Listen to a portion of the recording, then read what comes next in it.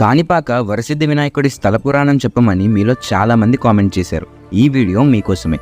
బావుతా నది తీరంలో బావిలో స్వయంగా వెలిసిన వరసిద్ధి వినాయకుడి కథ. పూర్వం విహారపూరి అనే గ్రామంలో గుడ్డి, మూగా, చెవుడు ఉన్న ముగ్గురు అన్నదమ్ముళ్ళు వాళ్ళకున్న పొలాన్ని సాగు చేసుకుంటూ బతికేవాళ్ళు. ఒకానొక సమయంలో ఆ గ్రామంలో కరువు ఏర్పడి తాగడానికి నీరు కూడా దొరకనప్పుడు వాళ్ళ పొలంలో ఉన్న బావిని తవ్వడం ప్రారంభించారు. అడ్డుగా ఒక బండరాయి ఉండడంతో దాన్ని తొలగించే ప్రయత్నంలో వాళ్ళ పార ఆ రాయికి తగిలి రక్తం వాళ్ళ మీద పడింది. వెంటనే వాళ్ళకున్న అంగవైకల్యం పోయి మామూలుగా మారిపోయారు. అది తెలిసిన ఊరిలోని ప్రజలు కొబ్బరికాయ కొట్టి విఘ్నేశ్వరుడి పూజలు ప్రారంభించారు. వాళ్ళు కొట్టిన కొబ్బరికాయలోని నీళ్లు కాని భూమిలోకి ప్రవహించింది. కాని భూమి అంటే ఎకరం భూమి అని అర్థం. అలా ఈ గ్రామానికి కాణిపారకం అని పేరొచ్చింది. కాలక్రమేణా కాణిపాకంగా మారింది. ఇక్కడ విఘ్నేశ్వరుడిని భక్తితో మొక్కితే ఎలాంటి కష్టం నుంచైనా బయటపడేస్తాడు. అందుకే మనం ఏ పని చేసినా ముందు విఘ్నేశ్వరుడు పూజ చేస్తాం. ప్రారంభ దేవుడని ఊరికే అన్నారు కదా, ఇంకా చెప్పాల్సినవి చాలా ఉన్నాయి. అందుకే మళ్ళీ కలుద్దాం.